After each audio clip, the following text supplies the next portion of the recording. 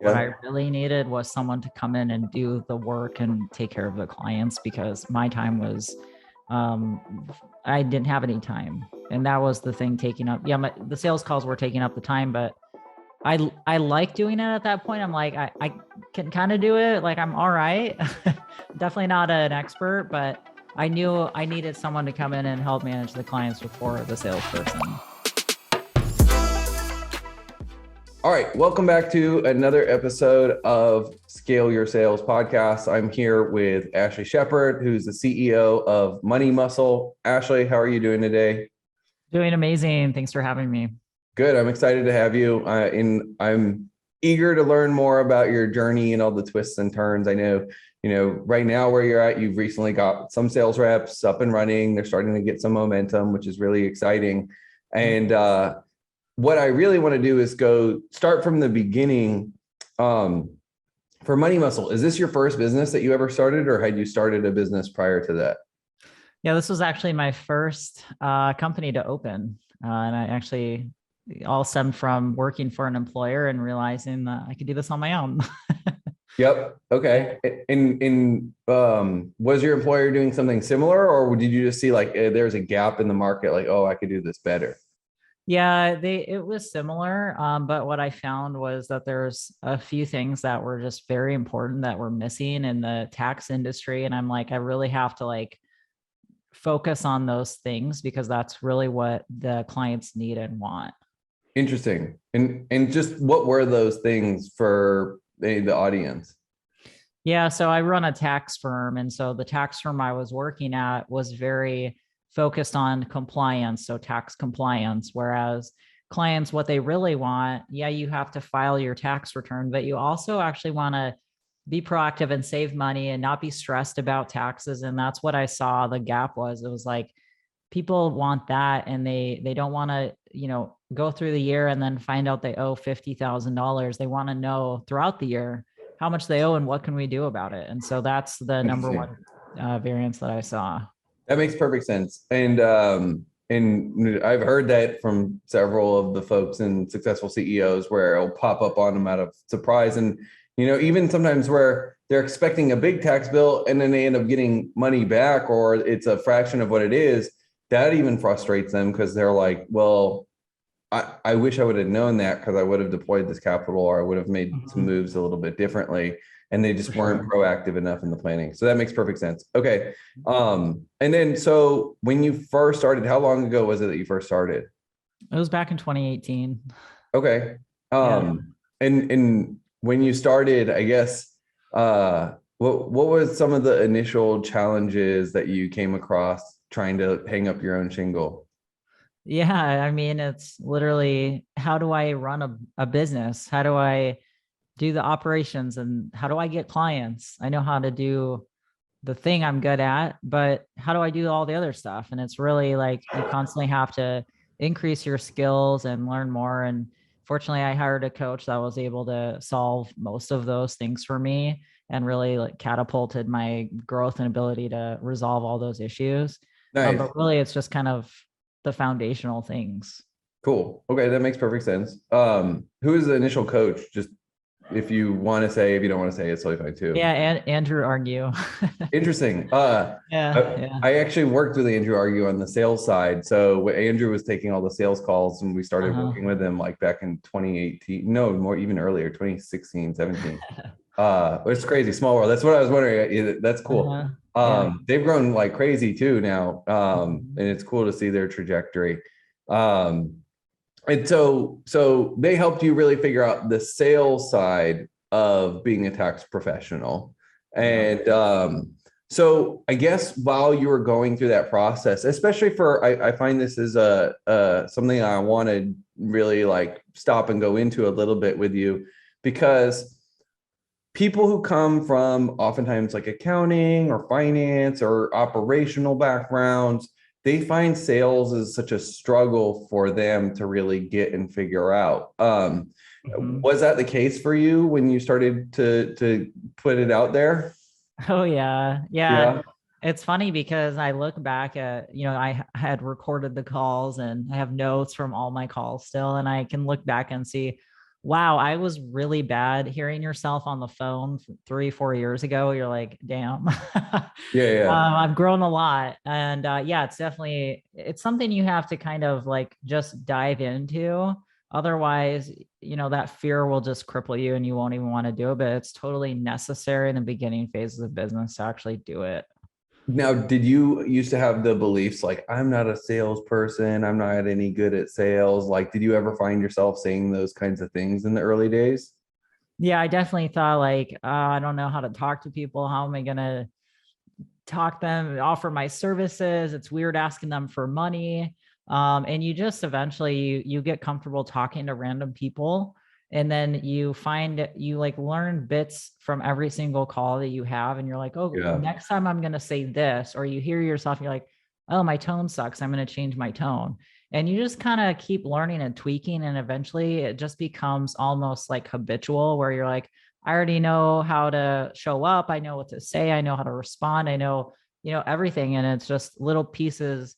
It's like little crumbles here and there. And it finally just comes together. That's a really good way of describing it because that's a lot what it is, and I think even sometimes like for being where I'm at, as a like helping people learn how to sell and training sales, it's easy to forget what the beginning days were like once it becomes part of that unconscious competence where it's always just like we said, it's just a habit almost or like a reflex. You get on the call, you already know what to say. And in those beginning days, you're trying to figure it out and like everything, you're taking so much away from each and every call. Now with that, so just a question, when you started to have to like sell and whatnot, did you ever at that point in time think like, I need a salesperson instead of me doing all this stuff? I did, but I knew I was too early because Yeah, interesting. And what gave you that awareness? Because I feel like a lot of people sometimes try and put the cart before the horse. So what gave you that awareness that hey, even though I want a salesperson, maybe now is not the time? I actually started liking marketing and sales more Oh, than, interesting. than Okay. actually doing the work. And I think that's kind of helped shift my position, like what position I wanted to be from, the person doing the work to maybe a different role. And then now to like more trying to be more the CEO. Right. And so I feel like going through that whole process of learning sales really opened up my eyes to say like, hey, yes, you have experience in this area, but this area is really exciting you and you're really liking it. Maybe you should focus your energy there.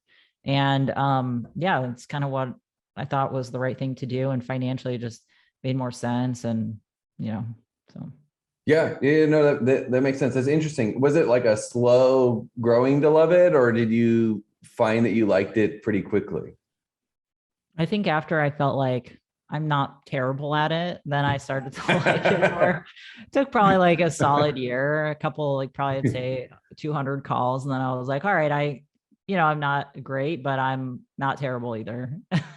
Yeah, it's interesting. I think in most cases it's right around like 300 to 500 calls on one specific offer, right? That's when people start to find that groove a little bit and start to be like, okay, maybe I'm not awful at this. Yeah. Yeah, it's interesting. Right at about 200 is the number for you. And so, all right, well, you got it kind of moving at this point, and you were doing probably a little bit of everything, the actual fulfillment work and the marketing and the sales. And so getting the fulfillment work off your plate was the first thing that you did, is what it sounds like. Is that right? Yeah, I didn't get all of it off my plate, but I got a good portion of it off my plate. And what were at that point in time, what were some of the concerns or challenges that you started to encounter in delegating the work and have like starting to work through your team as opposed to you being there doing it all? Yeah, at the time I was actually selling one time, like a one-time sale type of service. And so I was like, I have to make sure I'm constantly selling and bringing in new clients. Yeah. And that was a pain for me, is like how I have to make sure my lead gen is on point, my sales pipeline is full, and I'm actually closing deals. So I have to be on it all the time. And man, now I have to learn how to manage another person, which was a whole other hurdle as well. So when you started delegating and managing another person, what were the things that you had that you potentially encountered, or like the aha moments that you started to feel a shift and being able to be like, oh, okay, I'm starting to get this now? Yeah, I think that one of the most important things that I kind of knew it going into it is that if you want your team to do well, you really have to train them on how you want things done and how to do the certain things. Like tax is a very specific, detailed type of work, and so I need to train my staff on how, like, what does our process look like, and how do we, and what's our communication look like, and like all these little things. And I felt like if I can train them up on these things, then they're going to do a kick-ass job, and I don't have to micromanage them or step in and, solve problems. Okay. And was that true? Yes. Yeah. Oh yeah, definitely. It's like a must. Yeah. Yeah. Interesting. Now at that point, what was the next thing you started to get off your plate once you had the fulfillment off your plate?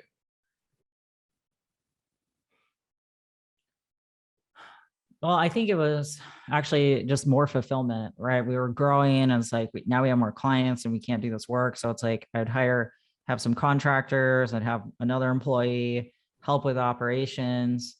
So it's kind of like more client facing staff, up until the point where I'm like, okay, I have that taken care of. What's taking up all of my time, which was really phone calls, 3, 4 phone calls a day during busy season. I was like drained after it. I couldn't do anything else. And so another question I have for you is, at that time, had you considered other alternatives? And if yes, what made you say, okay, let's go with coaching sales? Yeah, I actually had posted a job ad for a sales advisor. Um, and I had like 392 applicants. And I was like, I don't have fucking time to look through these. And I don't even know what I'm looking for.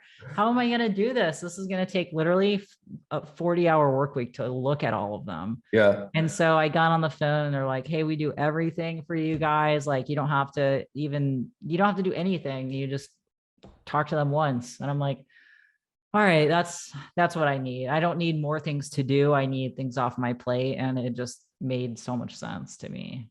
Cool. And then, so after you took the leap, then what was your experience from there? Yeah, it was interesting. We went through a couple of rounds of applicants, and we had some people sign on, and it ended up not working out, but we got the second batch of people, and we have 2 of them still, and they're amazing. They're like rock stars. So I'm like, the second round, I was like, I don't know if I want to go through this again, whatever. But I was like, I'm just going to give it another chance. And I did. And I'm like, I'm so glad that I just, you feel like sometimes when things happen, you're like, this has to be happening for a reason. Sounds kind of Yeah. like woo, but part of me was like, I feel like there's a reason why these other people didn't work out. And honestly, like now I'm like, there's definitely a reason, because these 2 people I have now are just amazing. So they're a better fit. It's just awesome. Yeah, yeah, it makes the perfect sense. And it's really interesting though, because like the probability is generally 1 out of 3, right? But you could play a game. Think about it like this: like you could play a game with a 1 out of 3 odds, and you could get, 3 no's in a row. But then you went through the next batch, and then you got 2 out of 3, and then it still evens out to like the same probabilities, right? It's really fascinating when you see it. It's like it is a 1 out of 3. Like if you do it with the formula of exactly how we ramp reps and then the process of it, it just consistently breaks out to like 1 out of 3 are going to stick. And it's interesting that you stuck it out and you said, all right, let's give it another go round. And you got 2 rock stars on the second batch. Yeah.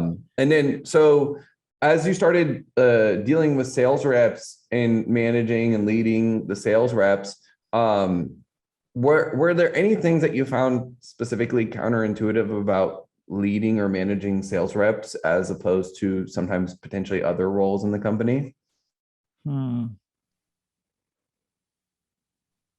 I I think it's definitely different. I feel like there's more, they're really there to bring in new business, and they're motivated by different things. Yeah. So I feel like just the conversations we have are they're just different. The energy is a little different, and it's a little bit more, um, like adrenaline.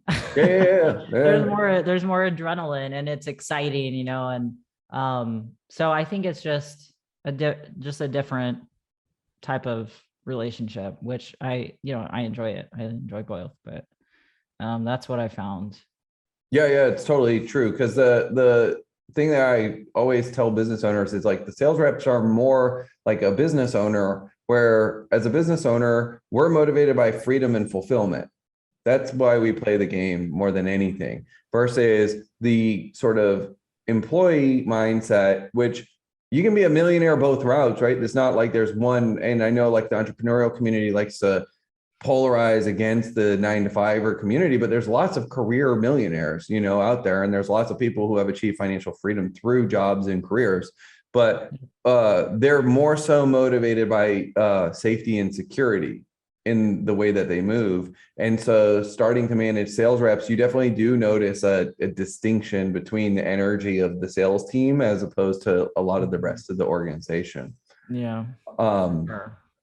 And so what then happened, like in terms of overall company growth? Because usually I see a lot of times there's like a big quantum leap once you can get off the phones, and then you focus your attention elsewhere, and the people are able to take the calls. And if you have your ads dialed in or your lead gen dialed in, you start to crank it up. Like what was sort of that before and after snapshot of you being on the phones to you getting off the phones?